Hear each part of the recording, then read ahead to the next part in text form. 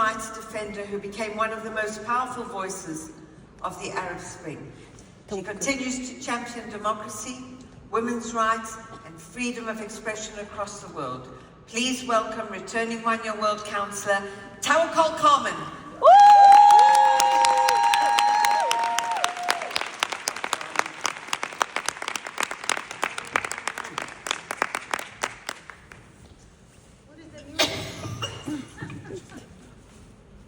Hello everybody, Assalamu alaikum. Hello. Peace be upon all of you. How are you? Good. Are you good? Yes. That's important thing, to be good, to listen to me. Very good. Are you hungry? Yes. Oh, that is not good enough. Okay. Dear sisters and brothers, dear one young world, peace be upon all of you. Assalamu alaikum.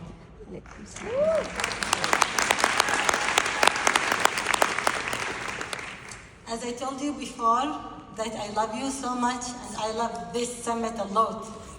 This summit that gathered many people from around the world to speak with each other, to discuss with each other, and to address the challenges that faces humanity with each other.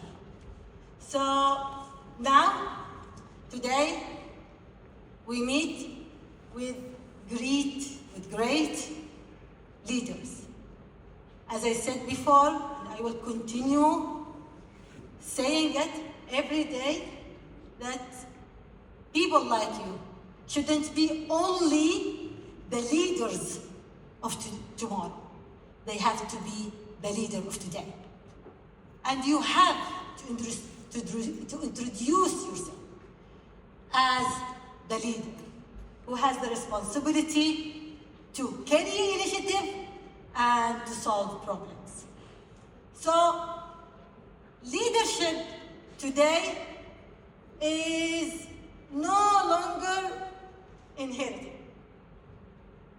No longer coming by from wealth, from military, or from even title. Leadership today, with this generation, came by other definition. Compassion, love, courage, the ability to build, the ability to heal, the ability to make the change. And I don't have any doubt that those great people, that they have the real criteria to carry the real meaning of leadership. So, you didn't come here just to celebrate the world as it is. I think you came here to create the world that you want. This is your mission, and this is your duty. Today, our world is suffering from many things, many challenges, many crises. The earth is burning. Democracy, human rights, bleeding. The truth is drowning in ocean of lies, of misinformation, of disinformation, and social justice. Economic justice is vanishing under the greed of the superpower countries and companies who forgotten their duties. So this is the current situation in the world today. But I think, and I believe, that inside all this storm of chaos,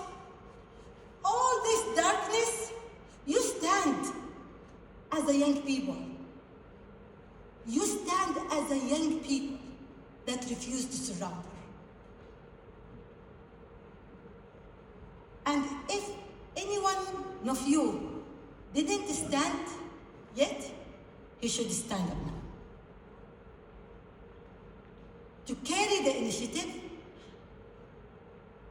to carry the responsibility, to tell himself, his family, his society, the world, that I will contribute on helping people, on supporting people around the world, on supporting myself, my kids, my generation, to solve all these critical issues. So, what will you do? And when I say that I believe in you, I didn't say it just to encourage you, no. It's really, I believe in you. Really, I believe in every young person in this planet. From Yemen to America, from Sudan to all parts of Africa, from Australia to in every corner in the world. I really believe in young people. Because I saw that, I witnessed it. I saw brave young people that carry dream, determination, goals, purpose to change the bad status quo in our countries. I saw dictators fall because of young people who dare to challenge them, who dare to call for justice, for freedom, for democracy, for rule of law.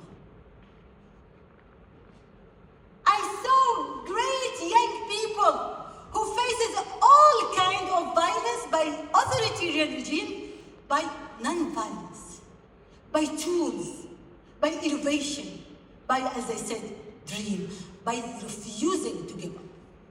This is what I saw it in my country, in Arab countries, and in many countries around the world. And now I saw it, I see it in United States, in Europe.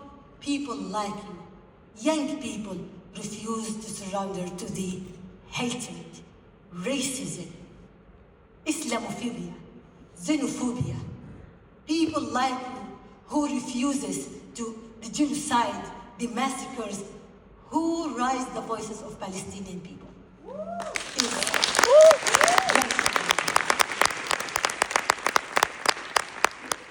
So,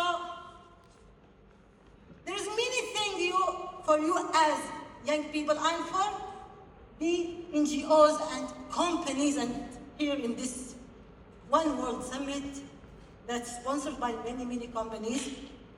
So there's a lot of responsibility to the current companies, current business sector, and the future business sector. Many of you lead companies or will lead companies. As I call you as a young people to stand up against injustice, to stand up against corruption, against dictatorship, and I call you as a young people and as people, as corporation, to think about how to be part of the solution, not a part of the problem.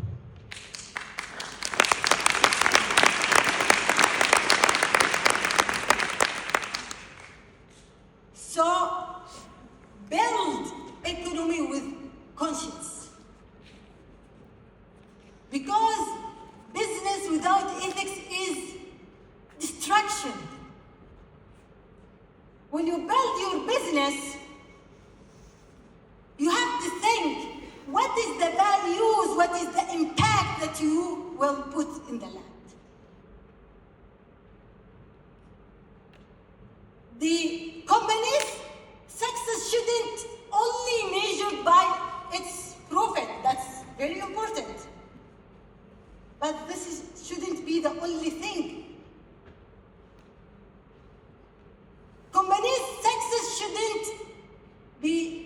measured only by profit, but also by the impact. So ask yourself many questions. How many jobs did you provide? How many lives did you uplift? How much dignity did you protect? How much hope did you inspire? Ask yourself. If you didn't, ask yourself again. How many jobs will you provide? How many lives will you uplift? How many dignity or how much dignity will you protect? How will you inspire?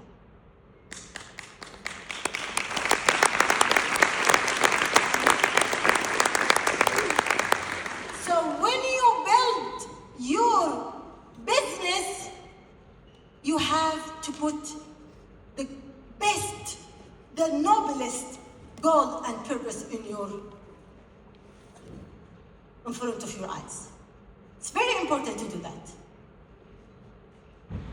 Profit matter, but great purposes matter more.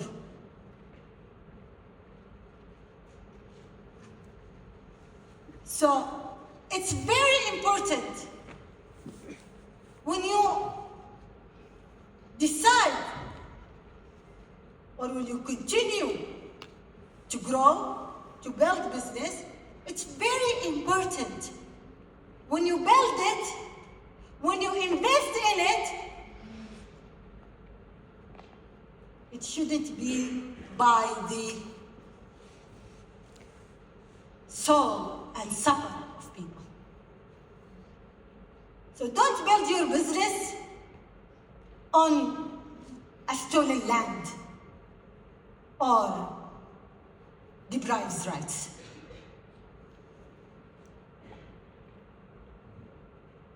Don't build your business by using corruption or exploitation.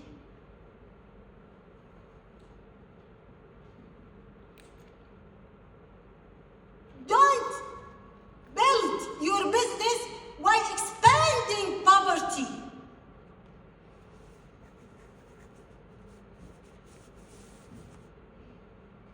It's very important to put the ethics in front of you. This is the new generation. If you want to repeat the mistakes, if you want to be the another face of the collapsed system, the greed, corporation and global system, okay, continue what they did. But if you want to make an example, a new example, do not participate in any activities that destroy our earth.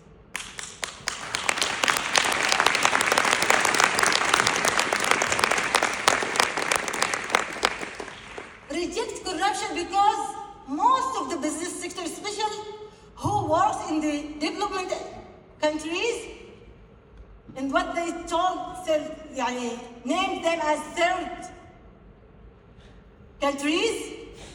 world countries, they build their business by corruption, by make alliances with dictators. So morality is very important. Principle is very important. I'm talking to the young boys, new companies that I don't have any doubt that they will draw a new line of policy that will save this world.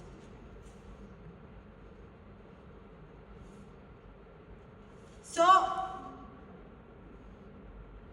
we shouldn't accept any kind of growth that will lead you to the supper of people. Especially people like the indigenous people. Especially people in Africa, in Asia. Most of the companies that worked there, they worked with the corruption and with the, spreading supper to the world. So here I'm talking to the companies, the big companies, that they have to rewrite their policies. And they have to rewrite their agenda. Yes, profit matters, but also human rights and human dignity matters more.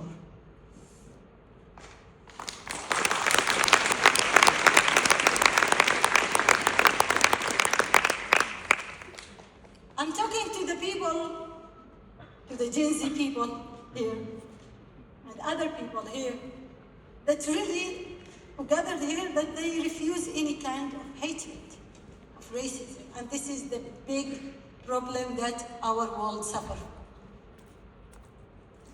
As I said before, democracy and human rights in decline, is bleeding. So the solution is not to abandon democracy. Solution is not to abandon human rights. No, solution is to protect democracy and human rights.